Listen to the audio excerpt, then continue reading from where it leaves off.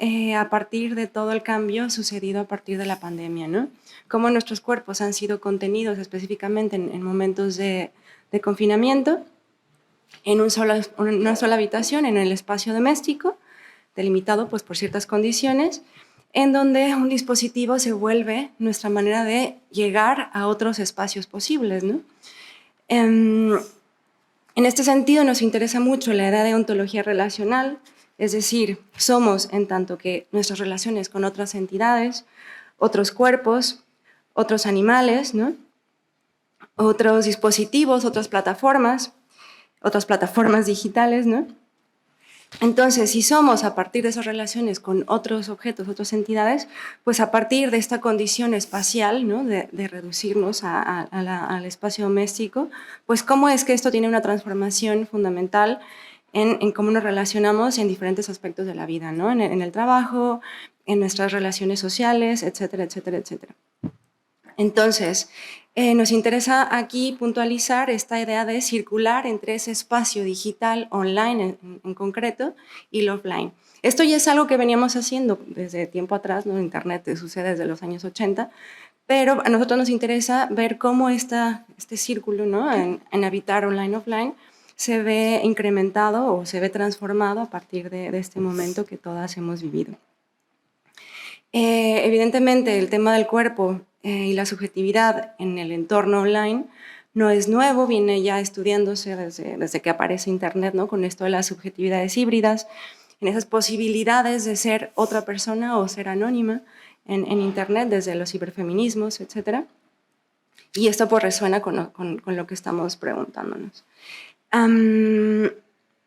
Decía, ¿no? Hemos estado contenidas en estos espacios, pero a través de este dispositivo, como le decía Luis, ¿no? Se vuelve como esta membrana que nos permite comunicarnos con muchas otras personas, con otras entidades, con otros espacios, ¿no? Entonces, ¿qué está pasando con llevar esos lugares y esos otros cuerpos a la pantalla? Entonces, de alguna manera nos damos cuenta que nos acostumbramos a hacer cuerpos imagen, ¿no? A convivir con un cuerpo que ha sido datificado, comprimido en un video, que a veces sucede un glitch, ¿no? Que no lo vemos del todo bien, incluso que lo vemos con un lag temporal, ¿no? Nos hemos acostumbrado y de manera intensiva a relacionarnos con cuerpos imagen. Ser imagen nos hace entonces ser un cuerpo que no tiene una existencia singular, ¿no? No estamos conviviendo con un aquí y ahora, con una persona a la que puedes tocar, sino que convivir con una imagen significa estar con un cuerpo que se está constantemente reconstituyendo, que está viajando, se está trasladando y está cambiando de soportes, migra por cables, por satélites a otras pantallas, ¿no? Convivimos con cuerpos que sufren de dispersiones constantes. Aquí nos preguntamos también, ¿no? Todo esto como en plan marco de lo que estamos haciendo, nos hace preguntarnos sobre la proxemia o proxémica, ¿no? Si existe este estudio sobre las distancias que establecemos cuando nos relacionamos con otras personas, existe la distancia individual, social, pública, ¿no? ¿Cómo podríamos pensar esas distancias que se han estudiado desde centímetros? ¿Cómo lo podríamos complejizar y llevarlo a qué? ¿No? ¿Cómo lo podemos medir? ¿No? Si trabajamos siempre a la misma distancia con otros cuerpos, imagen, ¿no? Pues ¿cómo podríamos pensar esa proxemia? Entonces nosotros le hemos titulado ahí, existe una proxemia digital, ¿no? ¿Cómo podríamos replantear esto? Así pues, existimos en esta pandemia o nos hemos intensificado en esta constante conexión y desconexión, en la que se trata de estar con cuerpos y entornos relacionales en donde la identidad de las cosas se torna transmedial, es decir, vive en diferentes soportes y medios y por ello múltiple. Entonces, la pregunta principal aquí es cómo es que todo esto se transforma, ¿no? ¿Cómo se queda a partir de la pandemia? Ahora mismo ya estamos pasando por una transición que parece llevarnos a un post-pandemia. Entonces, ahora la pregunta es cómo todo esto que se intensificó ha perdurado y va a seguir, ¿no? en nuestras vidas cotidianas.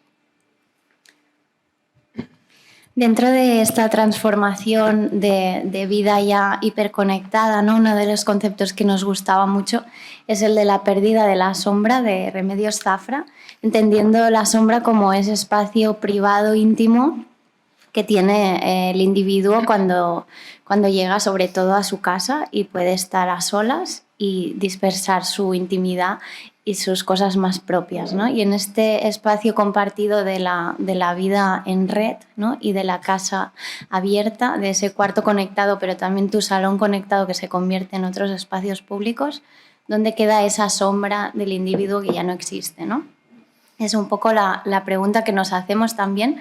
¿Dónde queda o cómo se reconfigura o qué nuevas subjetividades está forjando, ¿no? Delante de la pantalla producimos constantemente huellas que alimentan al servicio grande del Big Data y del mercado, y también esas huellas digitales las vemos como un reflejo del propio cuerpo, ¿no? Entonces, en este espejo con glitches, ¿no? Que es estas huellas, los digital footprints que vamos dejando en todas las redes y en Internet en general, también nos preguntamos si seríamos capaces de forjar un nuevo cuerpo a partir de esos datos, ¿no? Como un proceso inverso. Entonces, la casa es red en tanto que no solo vivimos en un espacio físico y palpable, sino también en todas estas conexiones de las que hablaba Citlali. Es como una ida y vuelta del online y del offline constante que ya tenemos asumido, que son capas y capas de nuestra vida cotidiana, y por lo tanto acabamos siendo parte de esta producción de un sistema de datos ya que está forjando también nuevos rituales en la vida cotidiana, ¿no? Inconscientemente o conscientemente, voluntaria o involuntariamente, somos trabajadoras por los datos, ¿no? De alguna manera. Y no solamente se expande este concepto de la vida-trabajo por la hiperconectividad, sino también porque incluso cuando dormimos estamos generando unos patrones de conducta que están quedando como registro huella de nuestro cuerpo.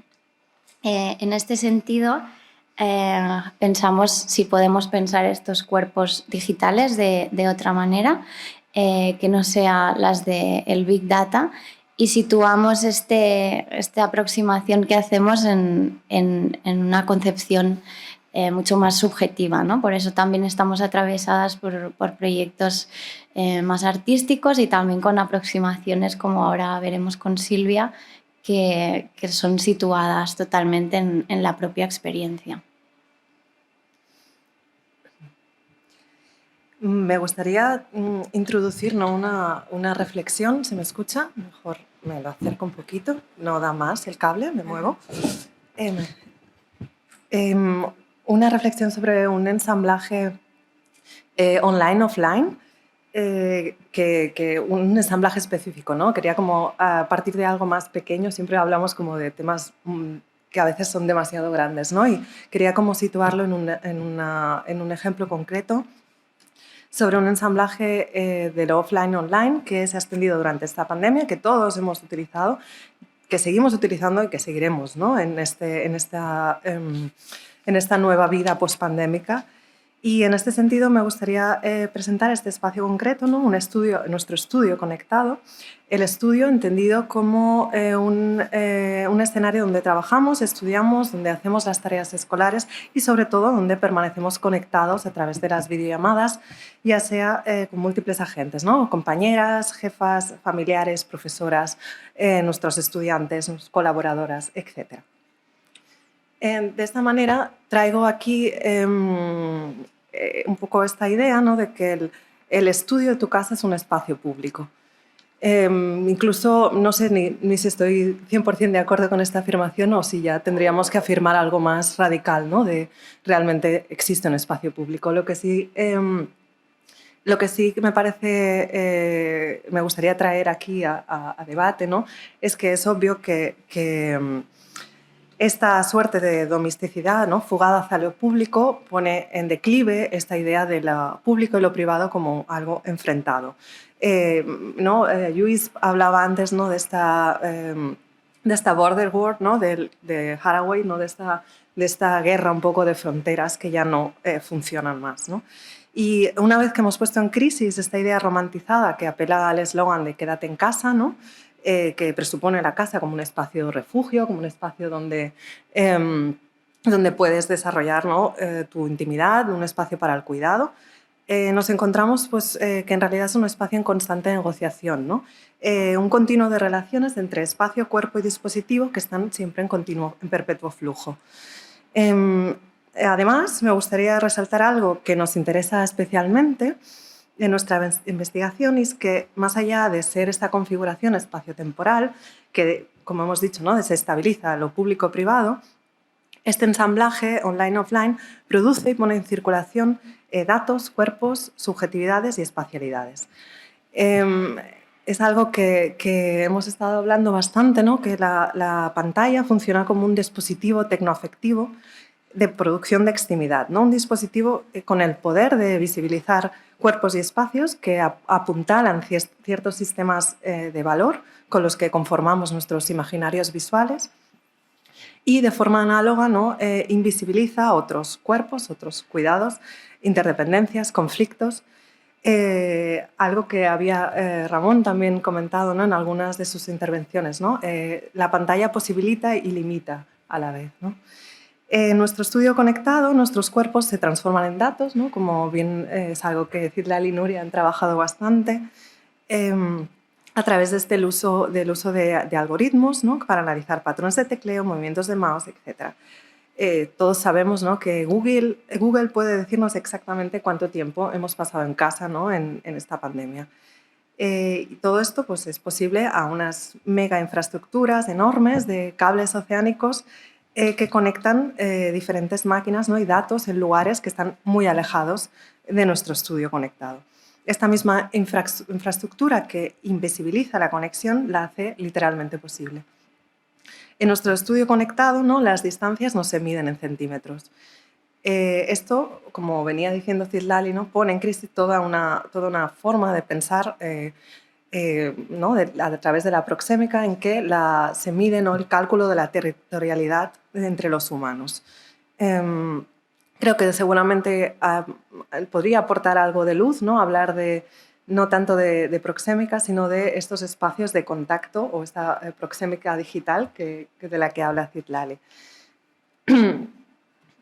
En nuestro estudio conectado tienen lugar conflictos, ¿no?, y desigualdades, ¿no? Una mala señal de wifi, fruto de una conexión débil, da a una imagen pobre, ¿no?, en términos de Steyer, y pone de relieve la brecha digital, que no es más que un reparto de lo sensible, ¿no?, de espacios, de tiempos y de formas de actividad que determina quién puede tomar la palabra y quién permanece fuera del discurso.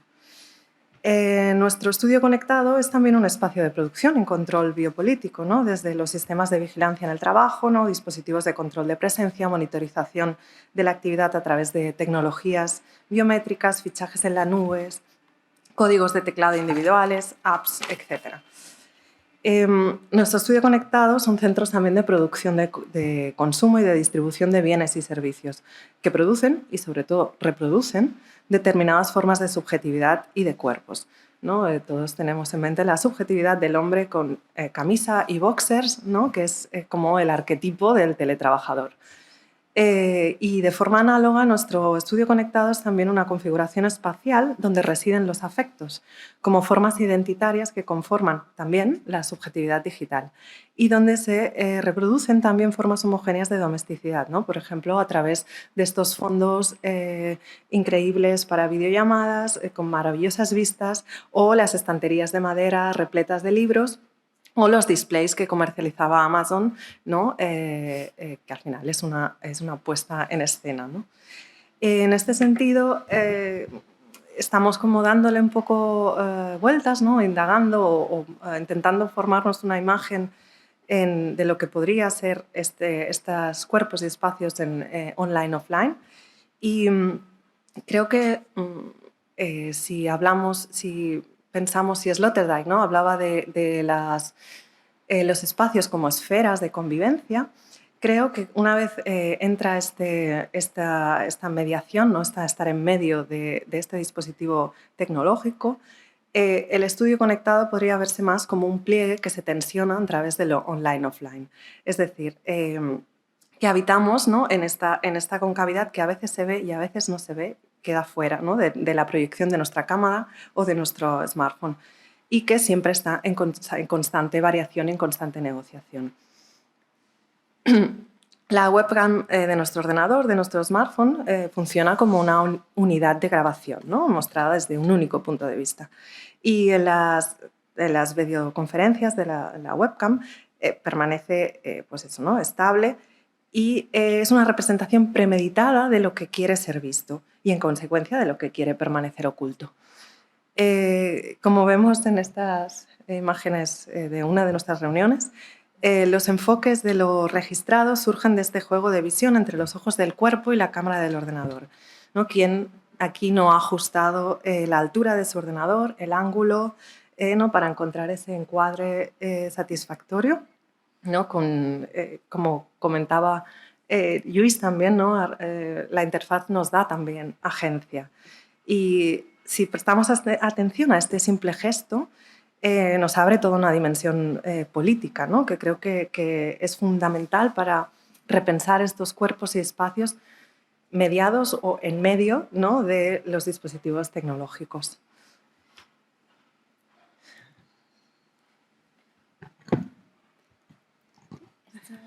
Dale. Bueno, una de las maneras que estamos utilizando para poder entender estas imágenes y todos estos imaginarios que suceden en pandemia es que hemos creado un repositorio interno a nivel, o sea, nosotras tres, en el que estamos recuperando imágenes que nos remiten a esta idea de protección corporal, a espacio doméstico, y nuestra intención es este repositorio después activarlo con más gente, con una intención de crear un lugar bastante rizomático, es decir, que no tenga una jerarquía temporal, sino un lugar en el cual empezar a encontrar vínculos, ¿no? Entre lo que nosotros hemos vivido, experimentado, lo que estamos experimentando ahora en este proceso medio post-pandemia y luego será post-pandemia, ¿no? Encontrar estos vínculos. Entonces, de momento, ahora es algo interno que después abriremos. Una de las formas de conseguir este repositorio y engrosarlo con subjetividades externas que nos gusta más de momento es el concepto o el dispositivo del objeto sonda, ¿no? En tanto que un objeto sonda, que es uno de esos objetos que se dan a algunas personas para que sean rellenados o accionados de alguna forma y devolverse con sus experiencias propias, o instrucciones que pueden ser tan variopintas como sus formatos. Nos gustaba mucho como este formato por ser un diálogo abierto y en horizontal, ¿no? Además, ser un diálogo que no solamente es plural y accesible, sino también por esa cuestión no finalista de no encontrarle un resultado cerrado más allá de este proyecto, sino que pueda ser algo que vaya aflorando en el imaginario y igual activándose en otras acciones propias o externas, ¿no? Que sean también apropiadas por estas personas. En este proceso, ¿no? En esta relación procesual y de experimentación, también nos gusta la idea de convivir el online con el offline, que sea tal vez un objeto sonda activable desde una red que pueda engrosarse en línea, o también forzar a encuentros no virtuales, ¿no? Y tener ese contacto real, colectivo, forjar espacios seguros donde hablar de las problemáticas de cada una surgidas en el tiempo del confinamiento, ahora, más allá del pasado también, y proyectando un futuro posible juntas. Y en ese ensamblaje, ¿no? De tiempos y experiencias, encontrar todas estas nuevas posibilidades que nos abren a pensar en qué viene después, ¿no? Qué es lo que se ha quedado aquí y cómo nos sentimos con ello para convivir juntas con esto. Entonces, las búsquedas de este objeto sonda, ¿no? Nuestros objetivos, digámosle, hemos querido decir búsquedas porque nos parecía menos agusarat, son estas nuevas relaciones, ¿no? De relación pantalla-espacio, relación con el cuerpo y con estas gestualidades que comentábamos antes, ¿no? Que nuevos gestos, que nuevos fondos, ¿no? Como decía Silvia, estamos creando para mediar con este este mundo fuera de nuestra casa y qué nuevas sensibilidades también nos dan estos píxeles, ¿no? Claro, esto es súper subjetivo y por lo tanto necesitamos un approach muy cercano con las personas y por eso pensamos en algo colectivo, ¿no? A nivel de formas afines para recibir estas subjetividades, pensamos en pluriformato, que sea totalmente libre también para que cada una encuentre la manera de expresar esto que parece sencillo pero puede ser bastante complejo de analizar sin caer en una generalidad. Y podría ser también una apropiación, igual que nosotras estamos haciendo en este repositorio, ¿no? O aportaciones personales. En el repositorio que de momento estamos haciendo hay imágenes que nos han mandado nuestras amigas, imágenes propias y todo el meme que circula en internet y que de alguna manera nos ha resonado, ¿no?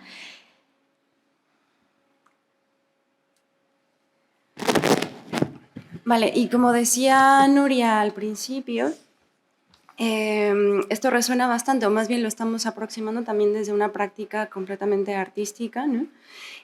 Tomamos como referencia un proyecto que estamos realizando en Hangar, que se llama Cosatelital, y alrededor de Cosatelital aparecen también diversas actividades como Dadas y Cos, que son pequeñas acciones o talleres en las que invitamos a la gente a resolver esas preguntas que nosotros ya tenemos planteadas, ¿no? Que sería en este caso, ¿cuál es la relación que tengo yo con todas esas huellas digitales, virtuales, representaciones virtuales que existen de mí, ¿no?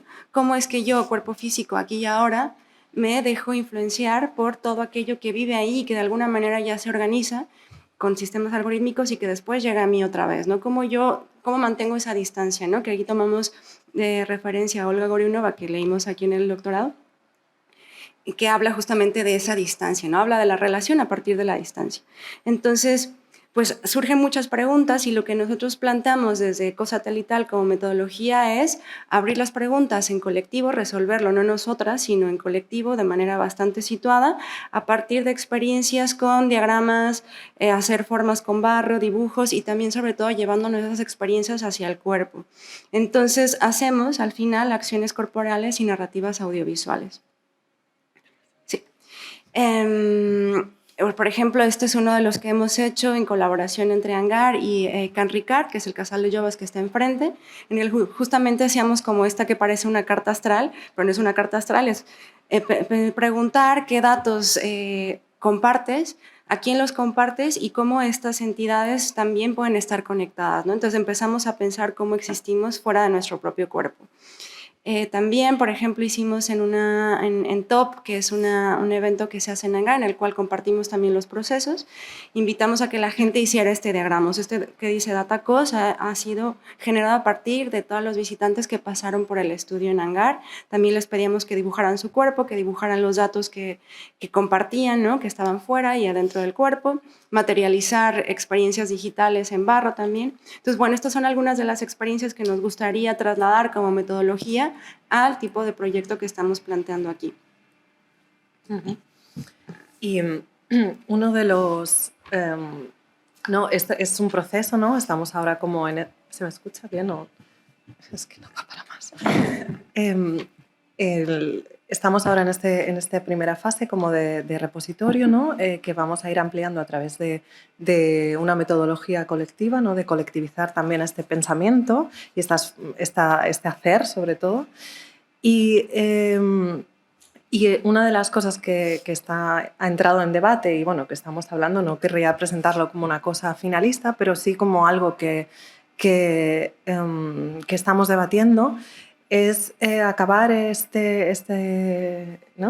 investigación, estos 3 años, con una especie de atlas, que no sé si podríamos llamar atlas post-pandémico, pandémico, estamos todavía ¿no? valorando cuál podría ser la nomenclatura, pero nos interesa esta idea de atlas porque es una herramienta cuya finalidad es sobre todo visibilizar posibles relaciones entre los fragmentos que lo componen.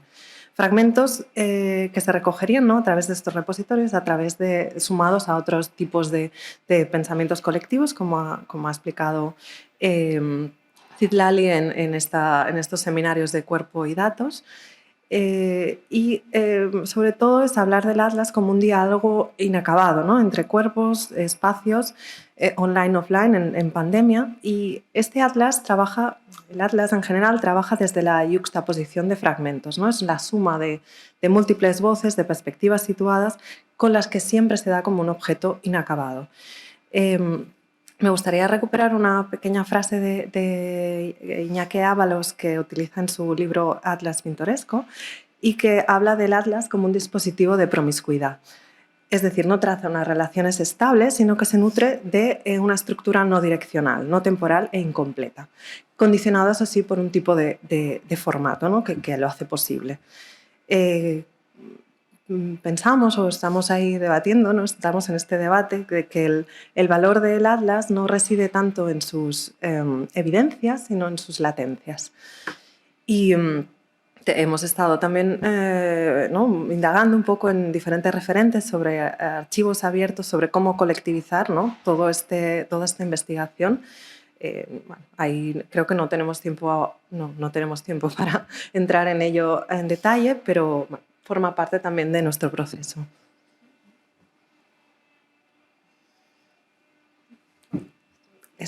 Creo que ya he hablado de esto. Bueno, solo para comentar estos referentes, ¿no? que seguramente conocéis sobre Maquea tu vida, trabajan en este proyecto del Atlas Mutante a partir del diseño, y también Gender Hacker, que habla sobre el transgénero en un archivo bastante abierto que organiza de diferentes maneras, ¿no? Entonces lo tomamos como referencia. Vale. Y por terminar, proponiendo los próximos pasos, estamos en la primera fase que está subrayada en rojo, en esta definición de estas sesiones colectivas, también buscando alianzas para generarlas. Y vamos a pasar ya en breves, en noviembre, a empezar a activar estas posibles acciones y a pensar en una muestra, si es online, si es física, y pensar cómo es exactamente este Atlas nuevo mutante. Y para finalmente después pasar a esta fase más analítica, de escritura, de procesamiento mental y de compartirlo también con vosotras. Y como siempre, pues dejando abierto este Atlas para que se pueda seguir engrosando si puede ser en un futuro. Y muchas gracias a todas por escuchar.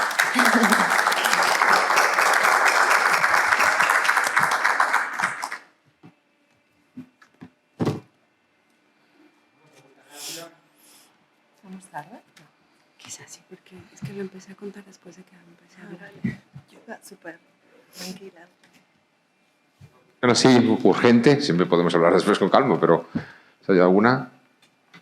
Solamente un apunte. Ayer, no sé si visteis, me parece que no estabais, a Roberto Fratini, que nos hablaba precisamente de cómo la gente en sus casas, bueno, durante el confinamiento, de alguna manera habían sido invitadas. ¿Os acordáis de aquel hashtag que decía yo actúo?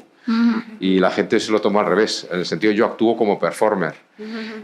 Y me ha resonado algunas cosas que habéis dicho, en el sentido también, él lo decía con una clave un poco negativa, en el sentido de que finalmente ha sido esa performatización, digamos, de los comportamientos, a través, pues desde, ya lo sabéis, desde pequeñas performances de la gente, desde canciones, desde memes que van haciendo y tal, que finalmente también era como una desensibilización de lo político, en el sentido que la estética ayudaba pues a quitar toda la carga, que no hubiera sido poca, pues por lo que estaba cayendo, ¿no? de lo político entendido como algo político comunitario. No tengo opinión, ¿eh? Lo único que digo es que me ha resonado un poquito esto, me parece muy interesante, la verdad, y no sé por qué sería interesante a lo mejor encontrar ahí el encaje, una punta. Gracias. Muy bien, pues muchísimas gracias. Y otra cosa que también creo que es interesante es como hacerlo como interactuar con el trabajo de Lluís sobre el tema del sonido. Sí.